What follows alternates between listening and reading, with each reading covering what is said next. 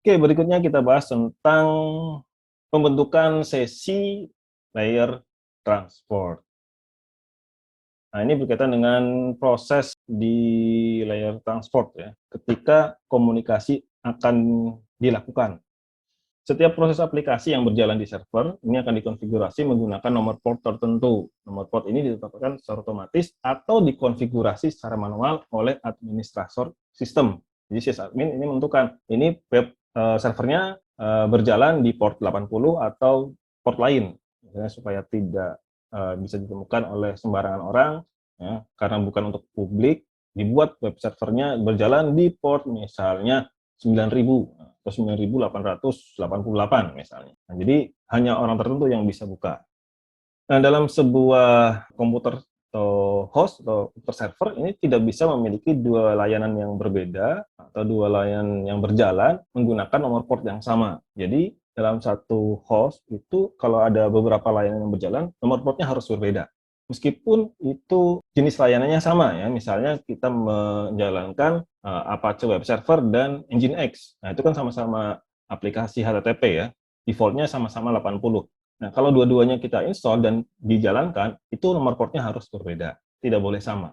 Apalagi sampai aplikasi yang berbeda ya. Misalnya kita mau membuat aplikasi FTP, tapi biar nggak ditemukan, kita pakai port 80 untuk login. Nggak bisa. Tetap portnya tetap 21 default, atau port lain. Atau kita mau pakai port web di port 22, sedangkan SSH-nya jalan, itu tetap tidak bisa. Setiap aplikasi server yang aktif ini akan ditugaskan ke port tertentu yang dianggap terbuka, yang berarti lapisan transport ini bisa menerima data yang masuk dan memproses segmen data yang dialamatkan ke port tersebut. Setiap permintaan klien yang masuk, yang ditujukan ke soket yang benar, ini akan diterima dan data akan diteruskan ke aplikasi server.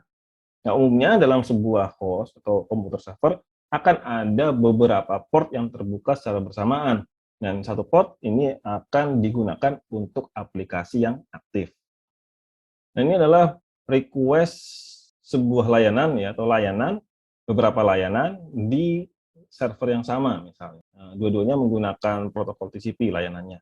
Misalnya ini ada klien satu yang merequest HTTP yang berjalan di port 80, kemudian ada klien 2 yang merequest layanan SMTP yang berjalan di port 25. Nah, server ini juga kebetulan mempunyai layanan HTTP dan SMTP di port yang standar tersebut.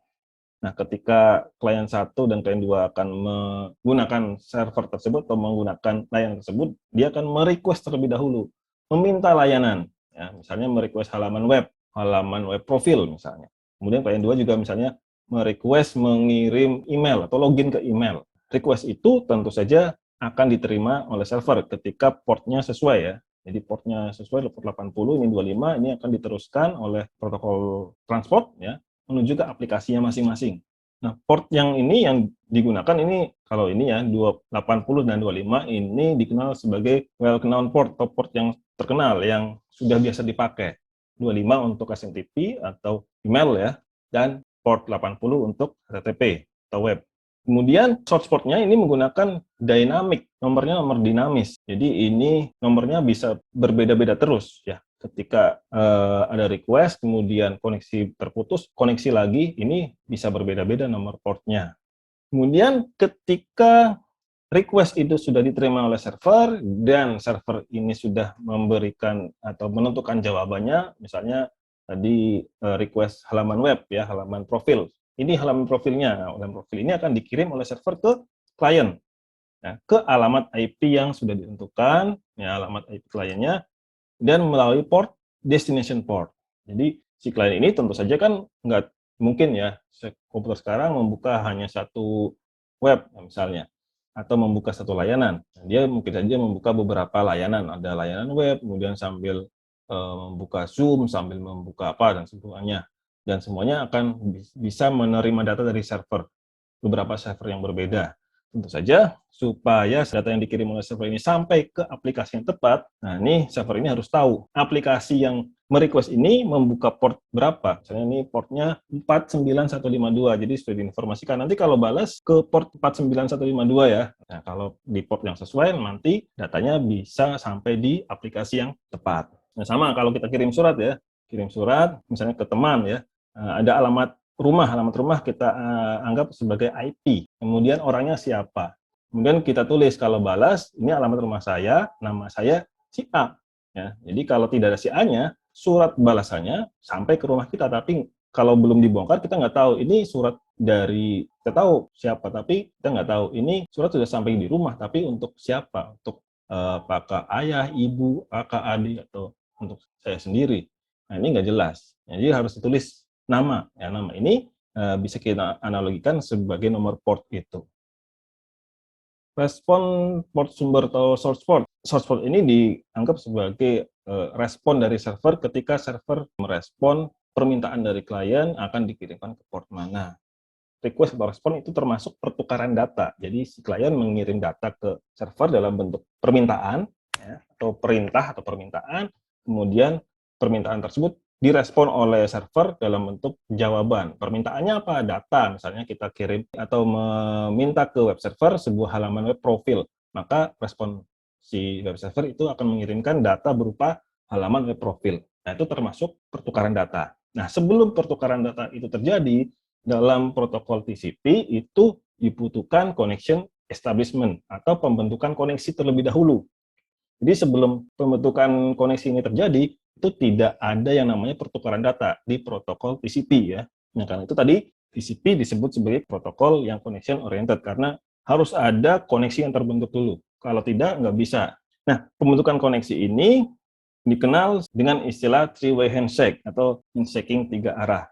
Jadi pertama-tama host terlebih dahulu membuat koneksi dengan server menggunakan proses handshaking. Tahap pertama, klien yang meminta request ini terlebih dahulu memulai koneksi ke server dengan mengirimkan perintah SYN. Kemudian ketika permintaan SYN tersebut sampai ke server, server ini akan mengakui komunikasi ke klien dan server akan meminta komunikasi ke klien. Jadi setelah permintaan SYN diterima server, server mengakui, oke, sudah klien boleh mengirim data, tapi berikutnya si server akan merequest koneksi ke klien dengan mengirimkan permintaan SYN dan informasi acknowledgement received.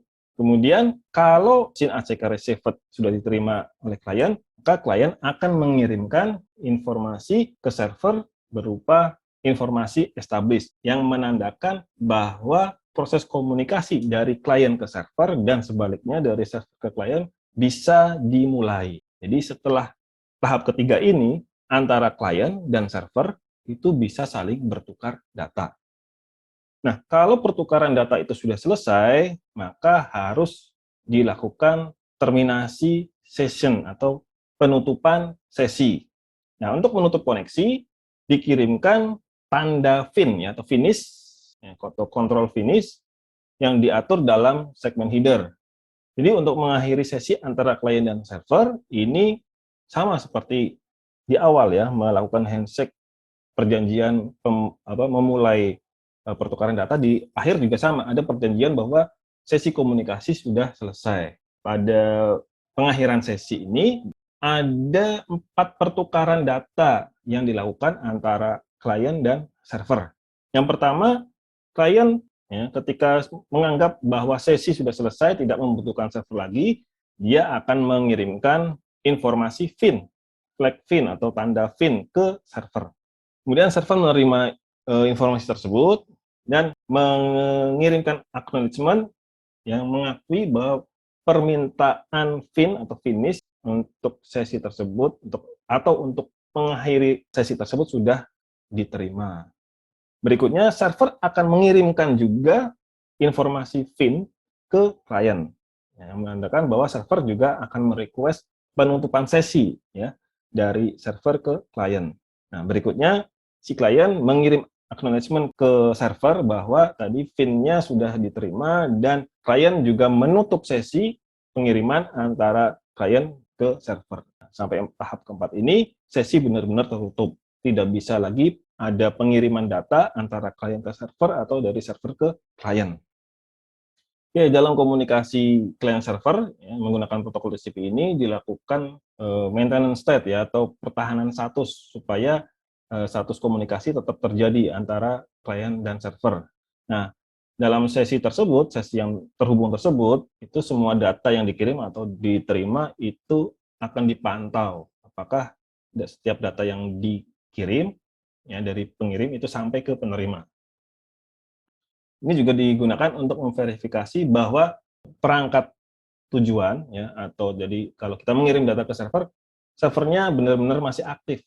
Ya, kalau servernya sudah tidak aktif, maka koneksi otomatis terputus nanti. Setelah beberapa lama akan terputus dengan sendirinya dan klien tidak perlu mengirimkan informasi ya ke server yang tadi sudah terputus. Kemudian penutupan koneksi ini bertujuan bahwa setelah pertukaran data sudah tidak dibutuhkan lagi, koneksi ya, antara klien server diputus supaya tidak ada informasi pertukaran data yang tidak diinginkan ya, baik dari server klien atau dari klien ke server. Nah, ini juga menjadi salah satu fungsi keandalan TCP, ya, memastikan tidak ada penerimaan dan pengiriman data di luar sesi. Oke, di video ini nanti kalian juga bisa melihat dan mempelajari ya bagaimana TCP three-way handshake ini terjadi. Oke, nanti di sesi lab ya kalian akan mempelajari TCP three-way handshake ya menggunakan Wireshark ya untuk mengcapture paket-paket yang dilalui antara klien dan server. Kapan terjadi three-way handshake? Kemudian pertukaran data apa yang terjadi setelah three-way handshake? Apakah sebelum tadi three-way handshake itu bisa bertukar data? Kemudian bagaimana koneksi ditutup? Dan setelah koneksi ditutup, apakah masih bisa ada pertukaran data dan seterusnya? Nanti bisa dianalisis di sini.